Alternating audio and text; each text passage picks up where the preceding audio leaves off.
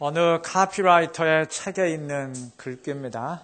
살짝 긁혀도 쉽게 자국이 남는 비누.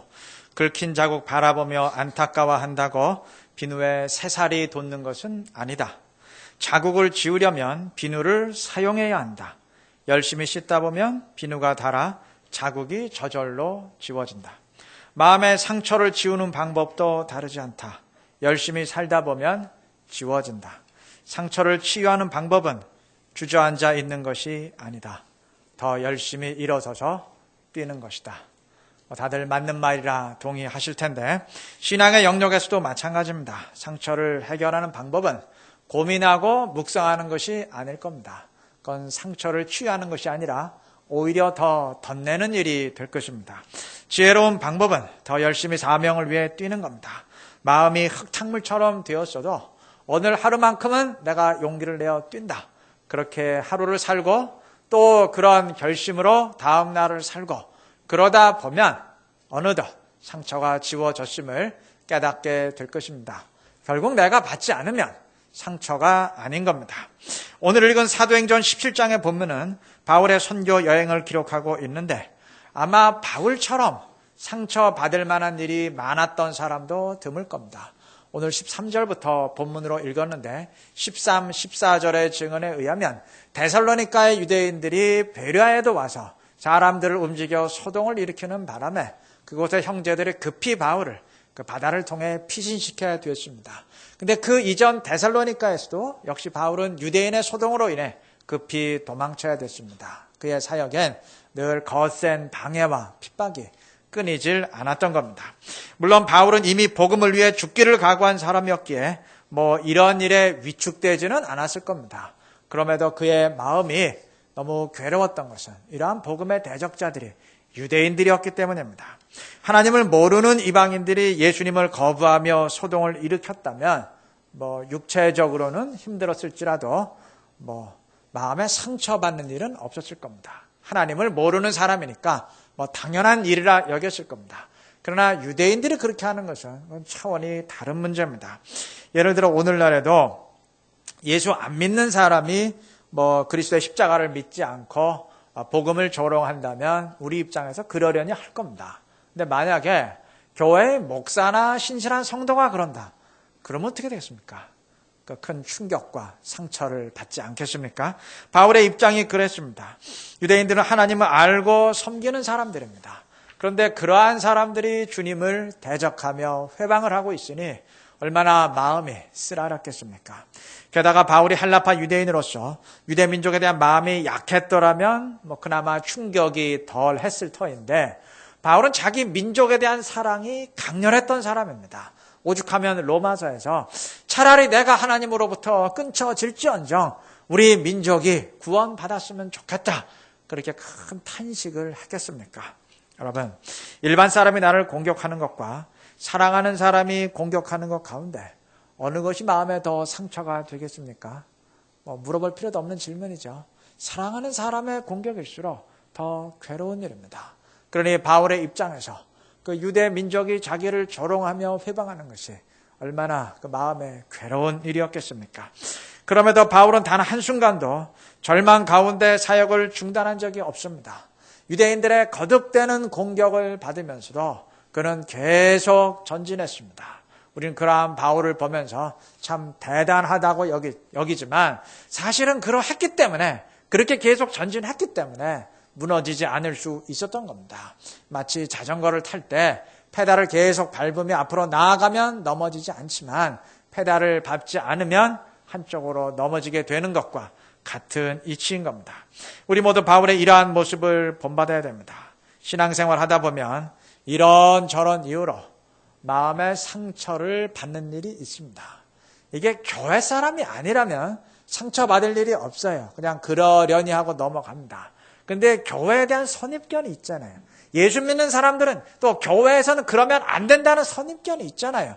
그것 때문에 세상보다 사실은 더 쉽게 상처를 받게 됩니다. 그런 경우에 회복한답시고 잠시 신앙생활 중단하고 사형 내려놓는 것은 그건 결코 바람직한 태도가 아닙니다.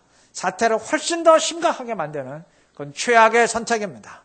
그런 때일수록 말씀을 붙들고 앞으로 나아갈 수 있어야 될 것입니다. 어느 소설가의 책에 이런 글귀가 있어요. 상처는 분명 아픈 것이지만 오직 상처받지 않기 위해 세상을 냉랭하게 살아간다면 내 인생의 주인 자리를 상처라는 자에게 몽땅 내주는 거니까 말이야. 상처가 내 속에 있는 건 하는 수 없지만 내가 상처 뒤에 숨어서는 안 되는 거잖아. 여러분, 영적인 경우에도 상처받을 만한 일이 닥치는 것은 어쩔 수 없지만 상처가 나를 지배하도록 만들어서는 안 됩니다.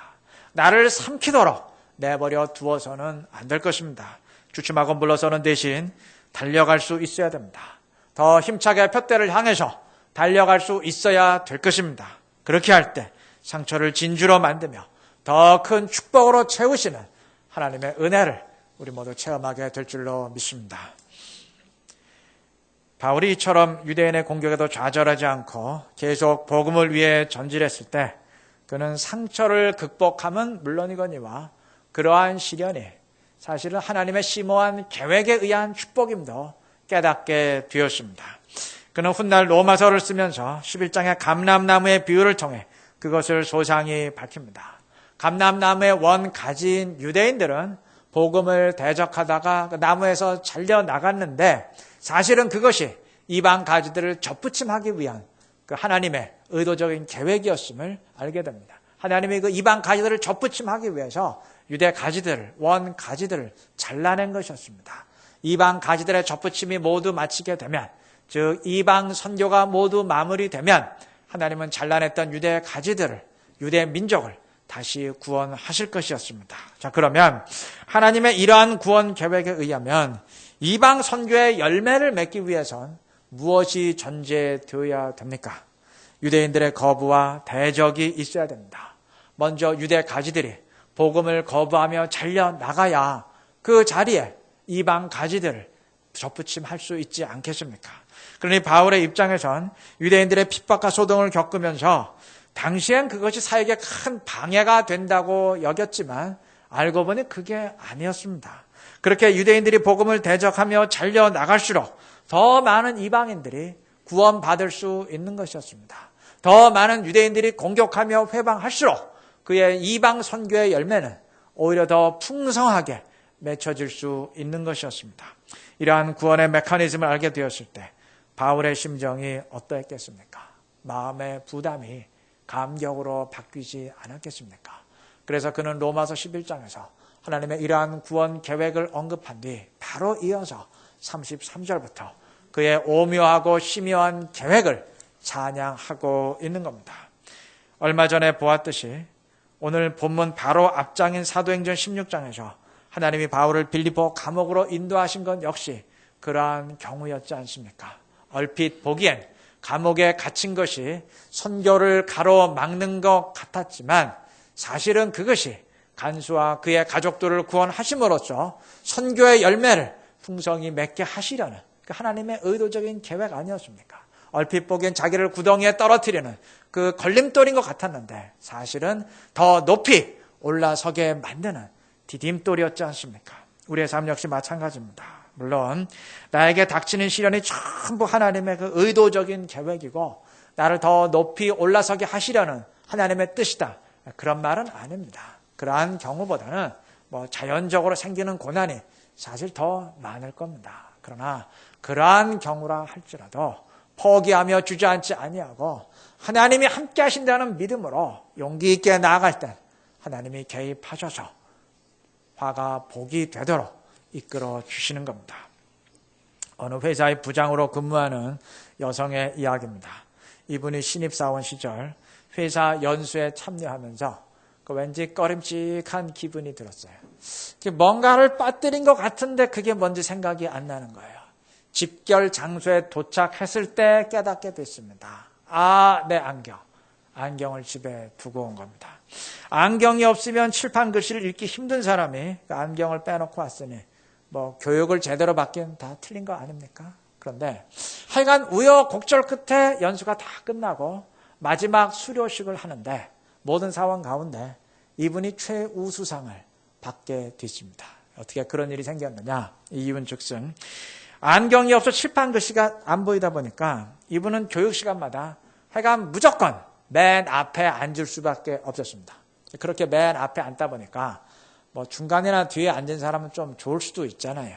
근데 강사 바로 앞에 앉아있는 이 사람은 언제 질문을 할지 모르니까 좋을 수가 없는 거예요.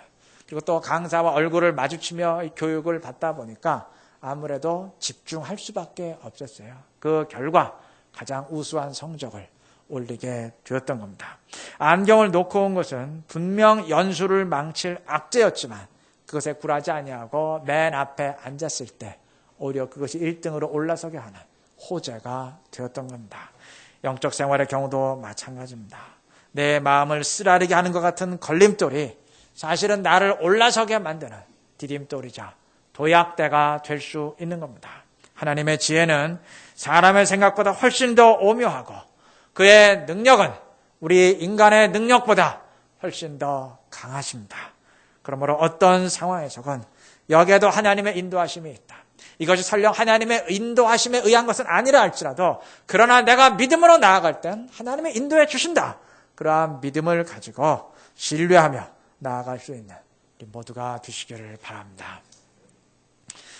자, 형제들의 도움으로 베레아에서 피신한 바울은 아덴, 즉 아테네에 들어가서 이제 복음을 증거하는데 16절에 의하면 그 성에 우상이 가득한 것을 보고 마음에 격분했다 그랬습니다. 여러분, 우리 모두 이 말씀에 좀 주의를 기울일 필요가 있습니다. 어찌 보면 바울이 지금까지 하나님의 사역자로 헌신해 올 수 있었던 이유를 이 한 구절이 증언하고 있다고 해도 과언이 아닙니다. 이 구절의 증언처럼 바울에겐 하나님과 동일한 마음이 있었습니다. 사람들이 아직 주님을 모르고 각자의 신을 섬기는 현실에 대해 그 분노하는 마음이 있었습니다. 아무것도 아닌 것 같지만 이거 굉장히 중요한 문제입니다. 여러분, 사람이 무엇 때문에 분노하고 슬퍼하는지 그 감정 변화의 원인을 보면 그 사람이 영적으로 어떤 사람인지, 신앙이 어떠한 사람인지 거의 평가가 가능합니다. 바울은 지금까지 단 한 번도 왜 사람들이 나를 이 정도밖에 인정해 주지 않느냐, 왜 나를 이렇게 무시하느냐, 그것 때문에 분노한 적 없습니다. 왜 나의 사역엔 이리도 고난이 끊이지 않느냐, 그러한 문제에 민감해하고 분노한 적 없습니다. 그는 언제나 복음이 승리하는 것에 기뻐했고 반대로 사람들이 아직 주님을 모르는 것에, 주님을 영접하지 않는 것에 마음 아파했습니다. 그의 우선적인 관심이 하나님의 말씀과 복음에 있었기 때문입니다. 그의 눈에 아테네의 철학적 분위기나 학문보다 우상이 가장 먼저 들어온 이유가 그 때문입니다. 사람은 자기 마음속에 있는 것을 먼저 보게 되어 있습니다. 그래서 미용실 헤어 디자이너는 헤어스타일부터 그 눈에 보이게 되어 있고, 치과 의사는 사람 이부터 보게 되어 있고, 구두 만드는 사람은 구두부터 보게 되어 있습니다. 마찬가지로 하나님의 마음을 지닌 사람은 영적인 현실부터 먼저 보게 되고 그것에 민감하게 반응하게 되어 있는 겁니다. 여러분, 여호수아 갈렙이 무엇을 보고 출애굽 백성들 앞에서 옷을 찢으며 분노했습니까?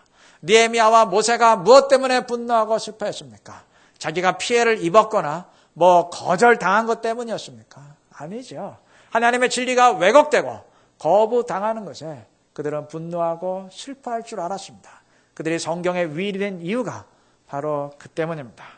반대로 제자들이 왜 예수님의 말씀을 이해하지 못하고 배신자들이 되었습니까? 주님의 마음을 소유하지 못했기 때문입니다. 이 성경을 보면 이들이 무엇 때문에 분노하고 화를 냈습니까? 마가복음 10장에서 야고보와 요한의 어머니가 예수님께 와서 자기의 두 아들을, 야고보와 요한을 가장 높은 자리에 앉혀달라고 청탁을 하니까 10장 41절에 따르면 열 제자가 듣고 분노했다 그랬습니다. 내가 가장 높은 위치에 올라야 되는데 저놈이 먼저 선수를 쳐. 저것들이 먼저 청탁을 해. 이러한 심사에서 화를 냈던 겁니다. 이들의 관심사는 주님과 정반대였습니다. 이들이 배신한 것은 어찌 보면 지극히 당연한 일입니다. 여러분, 왜 우리가 바울처럼 행동하지 못하고 말하지 못할까요? 바울이 본 것을 보지 못하고 바울이 느낀 것을 우리가 느끼지 못하기 때문입니다.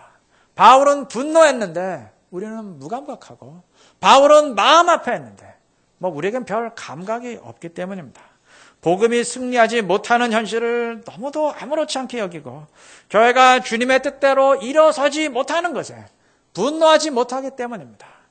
만약 바울이 오늘날 사역한다 그래도 저 사람 왜 저렇게 격분하고 그래? 뭐 좀 이상한 거 아니야? 오히려 그렇게 여길 것이기 때문입니다. 우리의 마음이 바뀌어야 됩니다. 주님이 소중히 여기는 것에 민감할 수 있어야 될 것입니다.